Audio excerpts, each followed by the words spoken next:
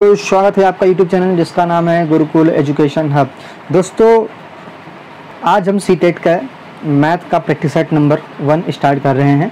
दोस्तों अगर आपने हमारा चैनल को सब्सक्राइब नहीं किया है तो कृपया करके चैनल को सब्सक्राइब करें और साथ में बेल आइकन दबाना ना भूलें।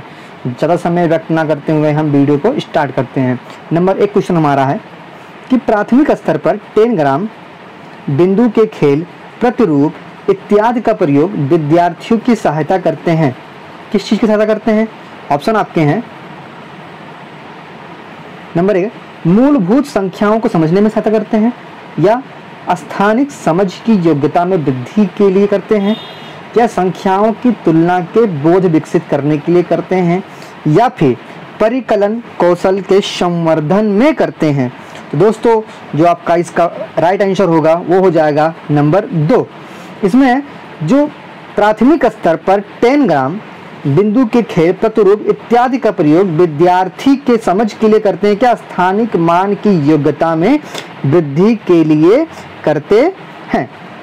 नेक्स्ट चलते हैं हम नंबर 2 पे कि गणित में शिक्षक का मुख्य ध्येय क्या है। नंबर 1 है ज्यामिति के प्रमेय और उनके प्रमाणों का स्वतंत्र रूप से सर्जन करना, या नंबर 2 विद्यार्थियों को गणित समझाने में सहायता करना, या नंबर 3 उपयोगी क्षमताओं को विकसित करना, या नंबर 4 बच्चों की गणितीय प्रतिभाओं का विकास करना। तो दोस्तों जो इसका उत्तर हो जाएगा वो हो जाएगा आंसर नंबर 4, यानी बच्चों की गणितीय प्रतिभाओं का विकास करना। जो एनसीएफ 2005 हमारा है, क्या है एनसीएफ 2005 यानी राष्ट्रीय पाठचर्या रूपरेखा जो हमारा 2005 है, इसमें कहा गया है कि विद्यालय शिक्षा में गणित शिक्षण का मुख्य उद्देश्य जो होता है सोच का गणितीयकरण करना कहलाता है।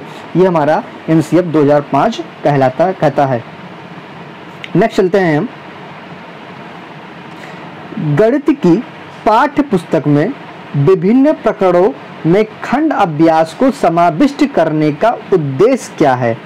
ठीक है, गणित में पाठ्य पुस्तकों में विभिन्न प्रकरणों को खंड अभ्यास समय को समाविष्ट करने का उद्देश्य है। तो इसका मुख्य उद्देश्य क्या हमारा है? ऑप्शन देखते हैं। नंबर 1 हमारा विद्यार्थियों को आनंद व मस्ती प्रदान करना, नंबर 2 दैनिक दिनचर्या में बदलाव करना, नंबर 3 है समय का बेहतर सदुपयोग करना, या नंबर 4 है विस्तृत अधिगम अवसर प्रदान करना। तो दोस्तों जो इसका राइट आंसर हो जाएगा वो हो जाएगा विस्तृत अधिगम स्तर प्रदान करना, यानी गणित के पाठ्य पुस्तक में विभिन्न प्रकरणों में खंड अभ्यास समय को समावेशित करने का उद्देश्य सिर्फ विस्तृत अधिगम अवसर प्रदान करना होता है इसका मुख्य रूप से। नेक्स्ट चलते हैं हम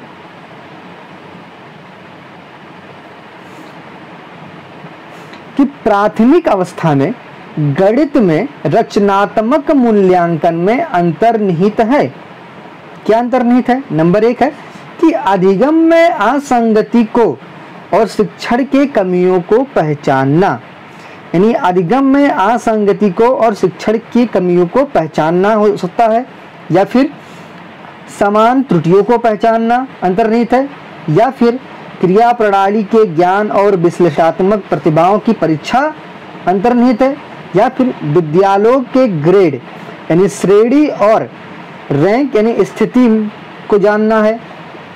तो इसका उत्तर हो जाएगा आपका नंबर 1, यानी प्राथमिक अवस्था में गणित में अधिगम की असंगति और शिक्षण के कमियों को पहचानना ही मूल्यांकन में अंतर्निहित है। ये आपका हो जाएगा ऑप्शन नंबर ए आपका सही हो जाएगा। अगला हमारा है कि आकांक्षा गणित की एक अच्छी अध्यापिका बनना चाहती है। आकांक्षा है कोई एक छात्रा अध्यापिका जो एक अच्छा अध्यापक बनना चाहती है, अध्यापिका बन जाती है। गणित की अच्छी अध्यापिका बनने के लिए उसके पास क्या होना चाहिए? नंबर 1 है कि अच्छा संप्रेषण कौशल तथा बंद अंत वाले प्रश्नों का अच्छा ज्ञान होना चाहिए उसे अच्छा अध्यापक बनने के लिए, या फिर गणितीय विषय वस्तु को वास्तविक जीवन से जोड़ने के लिए अवधारणात्मक ज्ञान, समझ और योग्यता होनी चाहिए, या फिर संख्या पद्धति जैसे बीजगणित हो गया, ज्यामिति का इसे अच्छा ज्ञान होना चाहिए, या फिर बिना ना समय लगाए समस्या यानी सवालों को हल करने की योग्यता होनी चाहिए, या फिर उसके पास कोई टाइम वेस्ट ना करे, डायरेक्ट वो क्वेश्चन को सॉल्व कर दे। क्या ये करने से क्या हुआ, एक अच्छा अध्यापक बन जाएगी? तो दोस्तों देखते हैं नंबर 4 से कि समय लगाए बिना अध्यापक हो जाएंगे, बिल्कुल गलत। अगला क्या है, संख्या पद्धति यानी बीजगणित तथा ज्यामिति का अच्छा ज्ञान होना चाहिए, बिल्कुल गलत। ये ज्ञान तो होना चाहिए लेकिन इससे काम नहीं चलेगा। नंबर 1, अच्छा संप्रेषण कौशल, अगर आप अच्छा बोलते हैं, बंद अंत वाले क्वेश्चनों का अच्छा ज्ञान आपके पास है, तो आप क्या एक अच्छा अध्यापक बन जाएंगे? बिल्कुल भी नहीं। क्यों? जब तक आप किसी गणितीय विषय वस्तु को किसी वास्तविक जीवन से जोड़ने के लिए आपके पास कोई शब्द, कोई अवधारणा या फिर ज्ञान और समझ की अगर योग्यता नहीं है तो आप नहीं बन सकते। इसलिए उसके अंदर ये चीज होना जरूरी है, इसलिए आपका ऑप्शन नंबर 2 आपका सही हो जाएगा। नेक्स्ट हमारा है कि एनसीएफ 2005 के अनुसार विद्यालयों में गणित शिक्षण का संकीर्ण उद्देश्य है। क्या उद्देश्य है? ऑप्शन आपके हैं, रेखीय बीजगणित से संबंधित दैनिक जीवन की समस्याओं की शिक्षा, या संज्ञानात्मक कौशलों का विकास, या बीजगणित पढ़ाना, या परिकलन व मापन पढ़ाना। तो दोस्तों एनसीएफ 2005 के अनुसार विद्यालयों में गणित शिक्षण का संकीर्ण उद्देश्य क्या है? संज्ञानात्मक कौशलों का विकास करना, जिससे बच्चा रचनात्मक कार्य करने के लिए अग्रणी हो जाए। इसलिए आपका ऑप्शन नंबर बी या फिर ऑप्शन नंबर 2 आपका सही हो जाएगा। अगला हमारा है कि प्राथमिक स्तर पर शिक्षार्थियों के लिए व्यवहारिक को उपकरणों का महत्व है, क्योंकि यह बहुत मदद करते हैं। यानी प्राथमिक स्तर पर शिक्षार्थियों के लिए व्यवहारिक उपकरणों का महत्व है, क्योंकि यह बहुत मदद करते हैं। किस चीज के लिए? मानसिक और मौखिक परिकलन की गति बढ़ाने के लिए, या परीक्षा में बेहतर प्रदर्शन करने के लिए, या मूल गणितीय संकल्पना को समझने के लिए, या शब्दों में व्यक्त समस्याओं को हल करने के लिए। तो ध्यान दीजिएगा, प्राथमिक स्तर लिखा हुआ है, ठीक है। शब्दों की समस्या नहीं होगा, मानसिक और मौखिक परिकलन भी नहीं होगा, परीक्षा में बेहतर प्रदर्शन करने के लिए भी नहीं होगा, सिर्फ और सिर्फ होगा इसमें मूल गणितीय संकल्पना को समझना ही प्राथमिक स्तर पर व्यवहार का कार्य करते हैं, ठीक है। इसलिए ऑप्शन नंबर सी आपका सही हो जाएगा। आपका नेक्स्ट क्वेश्चन है कि निम्नलिखित में से कौन सा खुला अंत वाला प्रश्न है, ठीक है। निम्नलिखित में से कौन सा खुला अंत वाला प्रश्न है? ऑप्शन आपके हैं, 15 को आप 3 से गुणा किस प्रकार करेंगे? ऑप्शन 2 है, कोई 2 संख्या लिखिए जिसका गुणनफल 45 हो, या फिर संख्या रेखा का प्रयोग करते हुए, ठीक है, संख्या रेखा का प्रयोग करते हुए 3 बार 15 का मान ज्ञात कीजिए, या फिर 15 गुणे 3 का मान ज्ञात कीजिए। तो इसका उत्तर आप बताएं जल्दी से क्या होगा दोस्तों।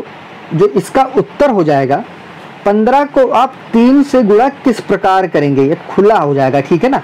यानी 15 गुणे 3 भी कर सकते हैं हम, 3 गुणे 15 भी कर सकते हैं, यह खुला अंत वाला हमारा हो जाएगा। नेक्स्ट चलते हैं हम, बहुत ही मोस्ट इंपॉर्टेंट क्वेश्चन है, बेन हीले का ज्यामितीय स्तर के अनुसार, ठीक है। एक सेकंड,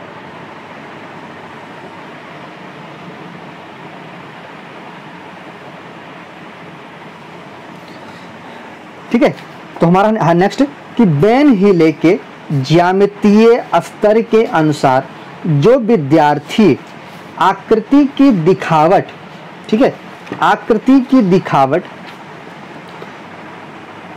विद्यार्थी आकृति के दिखावट के अनुसार वर्णित और वर्गीकृत कर सकते हैं, यानी कि पिक्चर को देखकर बता सकते हैं कि वह गोला है, वह त्रिभुज है या है, तो वह वेन हीले के ज्यामितीय संरचना के विचार के अनुसार किस लेवल पे है। तो सबसे पहले हम जानते हैं इसके बारे में कि इन्होंने कुल मिला के 4 लेवल या 5 लेवल दिया है। लेवल 0, लेवल 1, लेवल 2, लेवल 3 और लेवल 4। लेवल 4 को बोलते हैं हम दृढ़ता, ठीक है, लेवल 4 को बोलते हैं हम दृढ़ता। तो इसको हम पहले समझ लेते हैं कि हर लेवल में क्या होता है, ठीक है। समझते हैं लेवल 0 से क्या होता है। तो लेवल 0 इसे बोलते हैं हम, क्या बोलते हैं, जासूसीकरण या मानसिक चित्रण। इसे बोलते हैं हम जासूसीकरण या मानसिक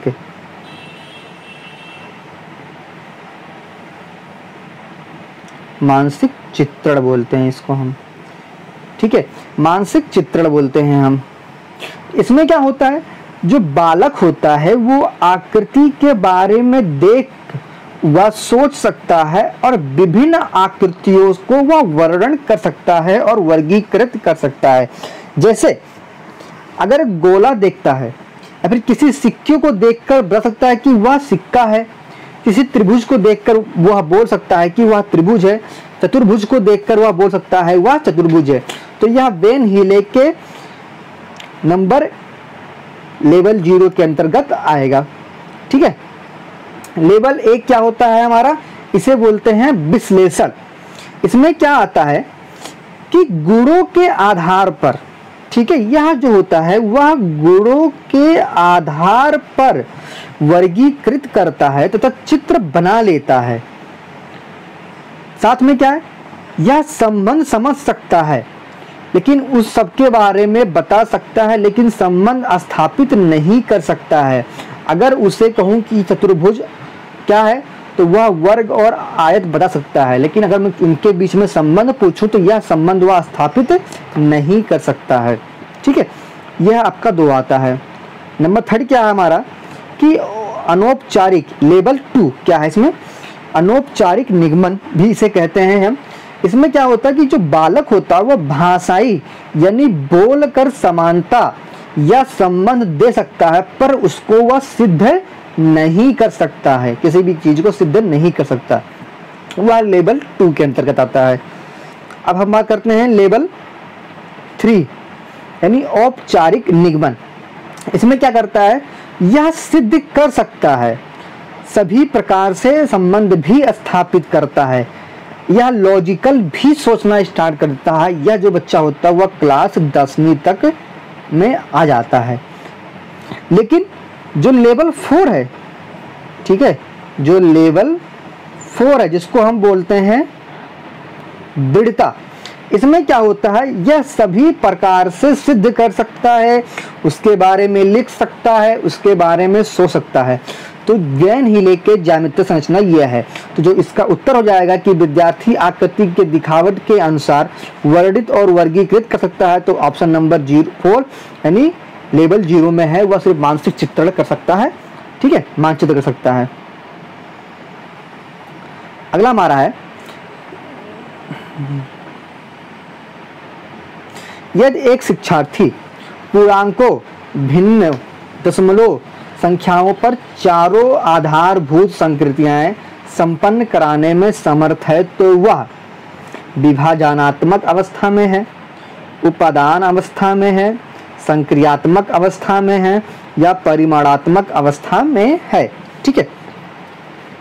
तो यह होता है कोई शिक्षार्थी, ठीक है, यानी कोई शिक्षार्थी पूर्णांक के भिन्न दशमलव संख्याओं पर चारों आधारभूत संक्रियाएं संपन्न करने में समर्थ है, तो वह किस में आएगा, तो दोस्तों वह आएगा संक्रियात्मक अवस्था में आएगा, ठीक है। वह किस क्षेत्र में आएगा, वह संक्रियात्मक अवस्था में आ जाएगा। अगला हमारा है कि किसी विद्यालय में 660 विद्यार्थी हैं, इन विद्यार्थियों का 2/3 लड़के हैं। और लड़कों की संख्या का 3/4 और लड़कियों की संख्या का 1/4 खिलाड़ी हैं, तो कुल खिलाड़ियों की संख्या बताएं। तो इसको सॉल्व करते हैं। तो एक विद्यार्थी में 660 विद्यार्थी, यानी कुल विद्यार्थी कितने हो गए? 660। इन विद्यार्थियों का 2/3 लड़के हैं। चलो निकालते हैं 2/3 लड़के, कट कर देते हैं इसको हम, तो ये आ गया 220 पूरे 40, यानी कुल मिला के 440 लड़के आ गए। लड़कों की संख्या का 3/4, ठीक है। चलो 440 का 3/4 निकालते हैं हम, काटते हैं इसको हम, 110 यानी 330, यानी 330 लड़के हैं और लड़कियों की संख्या का 1/4 कुल खिलाड़ी हैं। तो जो लड़के खिलाड़ी हो गए कितने हो गए? 330 है हमारे लड़के खिलाड़ी हो गए। याद रखिएगा 440 लड़के टोटल थे, जिसमें से 3/4 निकाल ले खिलाड़ी, तो आ गए 330। अब नेक्स्ट आते हैं, क्या लिखा हुआ है? 660 माइनस 440, इसमें क्या ले? लड़कियों की संख्या का 1/4, तो हमें निकालते हैं कितनी लड़कियां हो गए। तो ये टोटल हो गए कितने? हमारा आ जाएगा 220। 220 का 1/4 मतलब 1/4। अगर निकालते हैं हम तो कितना आया? 4 एकम 4, 4 पंचे 20, 4 पंचे 20, सॉरी हाँ 4 पंचे 20, 55 हो गया। यानी 55 लड़कियां यहाँ खिलाड़ी हो गए और 335 यहाँ पे खिलाड़ी हो गए। तो टोटल कितने हो गए? 385, यानी आपका ऑप्शन नंबर बी सही हो जाएगा। तो कुल खिलाड़ी हो गए तुम्हारे 385।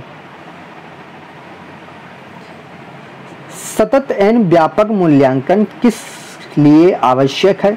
नंबर 1 है शिक्षा के साथ परीक्षण का ताल बैठाने के लिए, या फिर शिक्षा बोर्ड की जवाबदेही कम करने के लिए, या जल्दी जल्दी की जाने वाली गलतियों को सुधारने के लिए, या फिर यह समझने के लिए कि अधिगम का किस प्रकार से अवलोकन किया जाता है, दर्ज किया जाता है, वह सुधार किया जा सकता है। दोस्तों आपको पता है कि ये तीनों गलत हो गए। तालमाल बिठाने के लिए बिल्कुल नहीं, जवाबदेही तो बिल्कुल भी नहीं, जल्दी जल्दी गलती सुधारना ये तो गलती है, इसलिए आपका ऑप्शन नंबर 4 सही हो जाएगा।